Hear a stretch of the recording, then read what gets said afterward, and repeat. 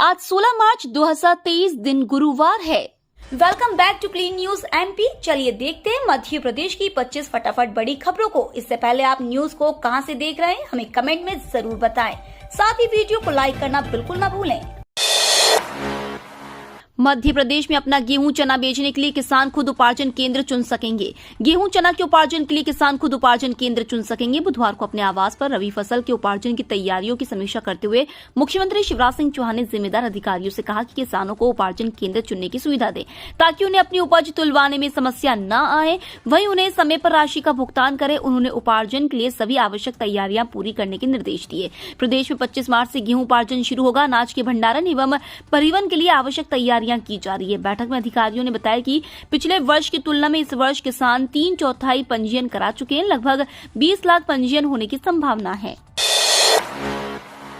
पात्रता परीक्षा पास करने पर ही मिलेगी अनुकंपा नियुक्ति। मध्य प्रदेश में लगातार पात्रता परीक्षा हो रही है और यह प्रतिवर्ष आयोजित होगी। जितने भी रिक्त पद है उन सभी को भरने का काम किया जाएगा। जिसने एक बार पात्रता परीक्षा पास कर ली उसे बार बार परीक्षा देने की आवश्यकता नहीं होगी। एक विभागीय परीक्षा लेकर हम उन्हें शिक्षक बनाने का काम करेंगे। जहां तक अनुकंपा नियुक्ति की आधार पर शिक्षक बनने का सवाल है तो हमारी स्पष्ट मान्यता है कि हम शिक्षक के पद पर योग्यता के साथ समझौता नहीं कर सकते। सभी की पात्रता होनी चाहिए। जल पुनर्भरण इकाइयां स्थापित करने के नवाचार पर इंदौर को मिलेगा पुरस्कार। शहर में 1 लाख से अधिक जल पुनर्भरण इकाइयों की टैगिंग और 80,000 से ज्यादा इकाइयां लगाने के नवाचार पर इंदौर को आज गुरुवार को इनोवेशन कैटेगरी में वर्ल्ड वाटर डाइजेस्ट अवार्ड मिलेगा। केंद्रीय जल शक्ति मंत्रालय के वन, पर्यावरण व जलवायु परिवर्तन विभाग और यूनेस्को के सहयोग से दिल्ली में आयोजित कार्यक्रम में यह अवार्ड दिया जाएगा। पुरस्कार केंद्रीय मंत्री गजेंद्र सिंह शेखावत इंदौर के अधिकारियों को नवाचार कैटेगरी में देंगे। गौरतलब है कि दिल्ली में आयोजित इस कार्यक्रम में अलग अलग शहरों को जल योद्धा, नदी पुनर्जीवन, तालाबों की सफाई, अमृत सरोवर योजना श्रेणी में भी पुरस्कृत किया जाएगा। 19 मार्च को शिक्षा फेयर में विद्यार्थी विभिन्न विश्वविद्यालय में प्रवेश की प्रक्रिया को जान सकेंगे। 19 मार्च से होटल मैरियट में अंतर्राष्ट्रीय विद्यार्थी शिक्षा फेयर 2023 का आयोजन किया जा रहा है। इसमें बिजनेस, साइंस, इंजीनियरिंग और अन्य कई विषयों और इससे संबंधित संस्थानों की जानकारी विद्यार्थियों को दी जाएगी। देश के साथ विदेशों के विश्वविद्यालय में प्रवेश के लिए किस परीक्षा में सफल होना होता है और विश्वविद्यालय की क्या फीस है, इस तरह की तमाम तरह की जानकारी आयोजन में मिलेगी। आयोजन से जुड़े अभिषेक बजाज का कहना है कि हायर एजुकेशन की तैयारी कर रहे ज्यादातर भारतीयों की इच्छा विदेशों में जाकर पढ़ने की होती है। एमपी में प्याज के बाद अब आलू की नहीं निकल रही लागत। मध्य प्रदेश में प्याज के बाद अब आलू के किसान खून के आंसू रो रहे हैं। थोक बाजार में आलू 4 रुपए से लेकर 8 रुपए प्रति किलो बिक रहा है। इससे किसानों की लागत भी नहीं निकल पा रही है। लिहाजा आलू के किसानों ने मंडी में आलू लाना ही बंद कर दिया है। इससे पहले प्याज के दामों में भी भारी गिरावट देखी गई थी, जिसके बाद किसान खेतों में प्याज फेंकने को मजबूर थे। बजट पर सामान्य चर्चा हंगामे के बीच समाप्त। वित्त मंत्री बोले यह अमृतकाल का बजट। मध्य प्रदेश के वर्ष 2023-24 के बजट पर सामान्य चर्चा के उत्तर में वित्त मंत्री जगदीश देवड़ा ने इसे अमृतकाल का बजट बताया। उन्होंने कहा कि आने वाले 25 साल तक अमृतकाल का बजट पेश करेंगे। पिछले 3 दिन से बजट पर चल रही सामान्य चर्चा बुधवार को सदन में गहमागहमी के बीच समाप्त हुई। वित्त मंत्री के बजट पर वक्तव्य के दौरान सदन में पक्ष और विपक्ष के बीच तीखी बहस हुई। मध्य प्रदेश में 4 करोड़ पशुधन के लिए 8,000 चिकित्सकों की जरूरत। पिछले कुछ वर्षों से पशुओं से इंसानों में आने वाली बीमारियां बढ़ी है। इसके बाद भी स्थिति यह है कि देश भर में पशु चिकित्सकों के 10,000 पद रिक्त हैं। भारत में 54 करोड़ पशुधन है। इस लिहाज से 21,000 पशुओं पर 1 चिकित्सक है, जबकि 5,000 पर 1 होना चाहिए। पशु चिकित्सकों की कमी की वजह से उनकी बीमारियां जल्दी से पकड़ में नहीं आ पाती। पशुधन के संक्रमित होने पर रोकथाम में भी मुश्किल आती है। वेटरनरी काउंसिल ऑफ इंडिया ने रिक्त पदों को भरने की पहल की है। इसके लिए सभी राज्यों से स्वीकृत और खाली पदों की जानकारी मांगी गई है। एमपी में सरकारी नौकरी का मौका। एमपीपीएससी ने पशु चिकित्सा विभाग में 80 पदों के लिए भर्ती निकाली है। इनमें पशु चिकित्सा सहायक और पशु चिकित्सा विस्तार अधिकारी का पद शामिल है। इस वैकेंसी में 22 सीटों को छोड़कर बाकी को प्रदेश के युवाओं के लिए रिजर्व किया गया है। एमपीपीएससी के मुताबिक इन पदों के लिए 10 अप्रैल से आवेदन लिए जाएंगे। एप्लीकेशन के दौरान एमपी के कैंडिडेट को 250 रुपए और बाहरी राज्य के कैंडिडेट को 500 रुपए फीस जमा करनी होगी। एमपी पुलिस की कार्यवाही से हटाए जाएंगे उर्दू फारसी शब्द। एमपी पुलिस विभाग की कार्यवाही में यूज होने वाली उर्दू और फारसी शब्दों को हटाए जाने की तैयारी हो रही है। इसके लिए गृह विभाग ने प्रस्ताव भी बना लिया है। पुलिस अधिकारियों के मुताबिक 675 उर्दू फारसी शब्दों के स्थान पर हिंदी के शब्दों का उपयोग किया जाएगा। पुलिस एक्ट में शब्दावली परिवर्तन के लिए बीजेपी विधानसभा में अशासकीय संकल्प प्रस्तुत करेगी। इसके बाद से नए शब्दों का प्रयोग शुरू कर दिया जाएगा। वाहन पोर्टल पर शुरू हुए कमर्शियल वाहनों के पंजीयन। आरटीओ ऑफिस में कमर्शियल वाहनों के रजिस्ट्रेशन, फिटनेस और परमिट की व्यवस्थाएं बदल गई हैं। अब वाहन मालिक को वाहन पोर्टल पर आवेदन करने होंगे। पुराना स्मार्ट चिप सर्वर 27 फरवरी से बंद हो चुका है और इसका डाटा भी वाहन पोर्टल पर शिफ्ट कर दिया गया है। नए आवेदन 15 मार्च से वाहन पोर्टल पर शुरू किए गए हैं। नायदा मुंडला स्थित आरटीओ ऑफिस के सभी कार्य अब वाहन पोर्टल पर होंगे। नॉन कमर्शियल के बाद अब कमर्शियल वाहनों को भी वाहन पोर्टल से जोड़ा गया है। सभी कमर्शियल वाहनों का डाटा ट्रांसफर कर वाहन पोर्टल पर शिफ्ट करने के बाद वाहन पोर्टल पर आवेदन लिए जा रहे हैं। अब वाहनों के रजिस्ट्रेशन और अन्य काम वाहन पोर्टल पर ही होंगे। स्पोर्ट्स ग्राउंड के बिना स्कूलों को नहीं मिलेगी मान्यता। एमपी के जिन प्राइवेट स्कूलों में खेल मैदान नहीं है उन्हें मान्यता नहीं मिलेगी। स्कूल शिक्षा विभाग की प्रमुख सचिव रश्मि अरुण शमी ने बताया कि इस नियम को प्रदेश भर में कड़ाई से लागू किया जाएगा। बिना व्यवस्था वाले स्कूलों के खिलाफ कार्रवाई होगी। इसके लिए जीपीएस से मान्यता प्राप्त स्कूलों की निगरानी होगी। जिन स्कूलों के पास जमीन नहीं है वो नजदीकी खेल मैदान को किराए पर लेकर पर्चा जमा करे। सरकारी अस्पतालों को पीपीपी मॉडल पर देने की कोई योजना नहीं। मध्य प्रदेश में चिकित्सकों की कमी है। इस कारण भवन होने के बाद भी अस्पताल संचालित नहीं हो पा रहे हैं। सरकार ने पूर्व में निजी जन सहभागिता मॉडल पर कुछ अस्पतालों को संचालित किया था। इसी तरह क्या अन्य अस्पताल संचालन के लिए दिए जाएंगे? यह प्रश्न बुधवार को कांग्रेस विधायक लक्ष्मण सिंह ने स्वास्थ्य मंत्री डॉक्टर प्रभुराम चौधरी से पूछा तो उन्होंने कहा कि ऐसी कोई योजना नहीं है। कहा बीजेपी एमपी में ओल्ड पेंशन का कोई प्रस्ताव नहीं।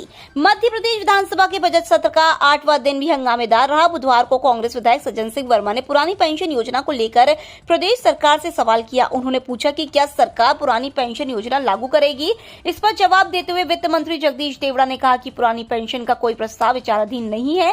वित्त मंत्री के इस जवाब पर कांग्रेस विधायकों ने नाराजगी जताई और सभी सदन से वॉकआउट कर गए। लाडली बहना योजना रजिस्ट्रेशन से पहले इन बातों का ध्यान रखें। एमपी में लाडली बहना योजना का लाभ लेने के लिए इन बातों का ध्यान रखें। महिलाएं सबसे पहले ई-केवाईसी करा ले। ई-केवाईसी कराने के लिए common service centre, MP online, ग्राम पंचायत और नगर निगम ऑफिस जाना होगा। उसके बाद बैंक खाते को आधार नंबर से लिंक कराए। इसके बाद ही बहनों को हर महीने 1000 रुपए की राशि प्राप्त होगी।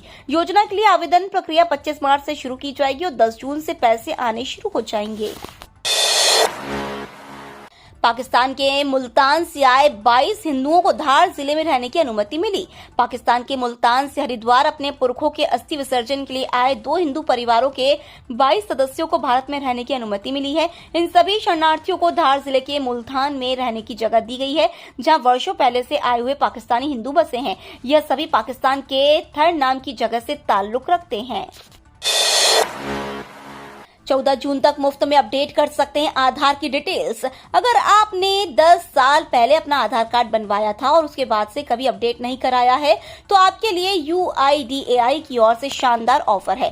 Unique identification authority of India ने ऐसे सभी नागरिकों को मुफ्त में आधार के लिए ऑनलाइन डॉक्यूमेंट अपडेट करने की सुविधा प्रदान करने का फैसला किया है। ध्यान रहे कि यह सुविधा 15 मार्च से लेकर 14 जून तक के लिए ही है।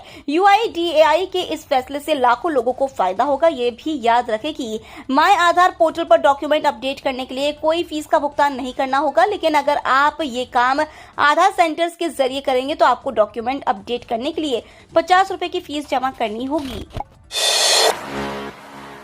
एमपी में बनेगी बीएसपी की सरकार। एमपी के सार में बीएसपी विधायक रामबाई ने केंद्रीय मंत्री ज्योतिरादित्य सिंधिया पर तीखा हमला बोला है। उन्होंने कहा कि ग्वालियर से सिंधिया का वजूद कम हो रहा है। यहाँ की जनता ने उन्हें नकार दिया है। विधानसभा चुनाव में प्रदेश की जनता बीजेपी और कांग्रेस दोनों को सबक सिखाने वाली है। एमपी में बीएसपी सभी 230 सीटों पर चुनाव लड़ेगी। बीएसपी को टिकट के लिए पैसे नहीं देने पड़ते। इस बार प्रदेश में बीएसपी की सरकार बनने जा रही है। अग्निवीर रैली भर्ती का नोटिफिकेशन जारी। सेना ने 8वीं, 10वीं और 12वीं पास के लिए अग्निवीर रैली भर्ती 2023 का नोटिफिकेशन जारी किया है। 21 साल तक के युवा इसमें अप्लाई कर सकते हैं। आवेदन की अंतिम तारीख 31 मार्च 2023 रखी गई है। फॉर्म भरने के लिए कैंडिडेट joinindianarmy.nic.in पर जाकर अप्लाई कर सकते हैं। आवेदन के लिए सभी से 250 रुपए का शुल्क लिया जाएगा। कैंडिडेट का सिलेक्शन फिजिकल और रिटन टेस्ट के आधार पर होगा। विदेश से मेडिकल की डिग्री लेने वालों के लिए बड़ी खबर। भारत में डॉक्टरी करना नहीं होगा आसान। जो छात्र विदेशों से मेडिकल डिग्री लेकर आ रहे हैं उन्हें पहले संबंधित देश में मेडिकल लाइसेंस हासिल करना होगा या फिर यह साबित करना होगा कि उनकी डिग्री उस देश में चिकित्सा के लिए पूर्णतया मान्य है जहां से उन्हें शिक्षा हासिल की है। केंद्र सरकार विदेशों से मेडिकल की पढ़ाई को गुणवत्तापूर्ण बनाने के लिए कई कड़े कदम उठा रही है, जिसमें एक यह भी है। केंद्रीय स्वास्थ्य मंत्रालय के सूत्रों के अनुसार कई नए कदम उठाए गए हैं जो अब क्रियान्वित हो रहे हैं। अगले कुछ साल में डिग्री लेकर वापस लौटने वाले छात्रों को इनसे होकर गुजरना होगा। राष्ट्रीय चिकित्सा आयोग इनकी जांच करेगा। सरकारी कर्मचारियों के लिए कल रहा मायूसी का दिन। डीए का इंतजार बढ़ा। सरकारी कर्मचारी को महंगाई भत्ता साल में 2 बार दिया जाता है। सरकार नियमानुसार महंगाई भत्ता जनवरी से और जुलाई से दिया जाता है। यह अलग बात है कि इसकी घोषणा होली और दिवाली से पहले होती रही है। इस ऐलान के साथ सरकारी कर्मचारियों की जेबों में सरकार अतिरिक्त पैसा देती है और फिर यह सरकारी कर्मचारियों के आगे की पूरी सैलरी जोड़ने में इसे भी शामिल किया जाता है। इसलिए कहा जाता है कि महंगाई भत्ता के साथ ही सरकारी कर्मचारियों की तनख्वाह भी बढ़ जाती है। लेकिन इस बार होली पर होने वाली घोषणा अभी तक नहीं हुई है। सरकारी कर्मचारियों को महंगाई भत्ते मिलने से ज्यादा तनख्वाह में इजाफा का इंतजार रहता है, लेकिन यह इंतजार बढ़ता ही जा रहा है और उनके भीतर नाराजगी भी बढ़ती ही जा रही है। बीजेपी ने की कमलनाथ के गढ़ में किलेबंदी। प्रदेश संगठन मंत्री पहुंचे छिंदवाड़ा। वीडी शर्मा भी आएंगे। छिंदवाड़ा जिले में पूर्व सीएम कमलनाथ के गढ़ को ढहाने के लिए बीजेपी एक्टिव मूड में नजर आ रही है। अगले सप्ताह जहां 25 मार्च को केंद्रीय गृह मंत्री अमित शाह छिंदवाड़ा पहुंच रहे हैं, उससे पहले ही प्रदेश के संगठन महामंत्री हितानंद ने अपना डेरा डाल दिया है। आने वाले विधानसभा चुनाव में बीजेपी छिंदवाड़ा में कोई कसर छोड़ने के मूड में नहीं दिख रही है। सस्ती बिजली देने के लिए विभागों को मिले अनुदान के 6,684 करोड़ रुपए। प्रदेश सरकार किसान, उद्योग और गरीब परिवारों को सस्ती बिजली दिलाने के लिए दिए जा रहे अनुदान के लिए विभागों को 6,684 करोड़ रुपए अतिरिक्त देगी। इसके लिए बुधवार को वित्त मंत्री जगदीश देवड़ा द्वारा विधानसभा में प्रस्तुत 16,329 करोड़ रुपए के तृतीय अनुपूरक बजट में प्राविधान किया गया है। इसके साथ ही फसल बीमा और प्रधानमंत्री आवास योजना के लिए 2,337 करोड़ रुपए रखे गए हैं। सूको ने मध्य प्रदेश हाईकोर्ट को कहा एडीजी के सिर्फ 10% पद ही विभागीय परीक्षा से भरे जाएं। सुप्रीम कोर्ट ने मध्य प्रदेश हाईकोर्ट को स्पष्ट निर्देश दिए कि एडीजी के सिर्फ 10% पद ही विभागीय परीक्षा के माध्यम से भरे जाएं। न्यायमूर्ति एमआर शाह व न्यायमूर्ति सिटी रवि कुमार की युगल पीठ ने अपने महत्वपूर्ण आदेश में साफ किया कि आगामी नियुक्तियों में पूर्व में भरे गए पदों में समायोजित किया जाए। सुप्रीम कोर्ट ने मध्य प्रदेश हाईकोर्ट द्वारा 740 एडीजे के पदों पर की गई नियुक्तियों को ऑल इंडिया जजेस एसोसिएशन बनाम भारत संघ में पारित निर्णय के विपरीत पाया। जेल कर्मियों के भविष्य निधि खातों से 13 करोड़ रुपए के गबन की जांच शुरू। केंद्रीय जेल भैरवगढ़ के 100 कर्मचारियों की भविष्य निधि के खातों से 13 करोड़ रुपए के गबन का मामला सामने आने के बाद हड़कंप मच गया है। जेल के सहायक लेखाधिकारी ने जेल अधीक्षक की आईडी व पासवर्ड से 3 साल में करोड़ों का घपला कर दिया। जेल कर्मचारियों ने जेल अधीक्षक उषा राज के बंगले का घेराव कर दिया। वहीं भोपाल से जेल डीजी के निर्देश के बाद एक टीम जांच के लिए उज्जैन पहुंची है। पूरे मध्य प्रदेश में गरज चमक के साथ वर्षा के आसार, गिर सकते हैं ओले भी। अलग अलग स्थानों पर बनी 3 मौसम प्रणालियों के असर से अरब सागर और बंगाल की खाड़ी से नमी आने का सिलसिला शुरू हो गया है। इसके चलते मध्य प्रदेश के अधिकतर शहरों में बादल छा गए हैं। साथ ही तेज रफ्तार से हवा चलने के साथ कहीं कहीं वर्षा भी हो रही है। बुधवार को शाम के समय राजधानी भोपाल में 70 किलोमीटर की रफ्तार से हवा चली। एयरपोर्ट क्षेत्र में 1.2 मिलीमीटर वर्षा भी हुई।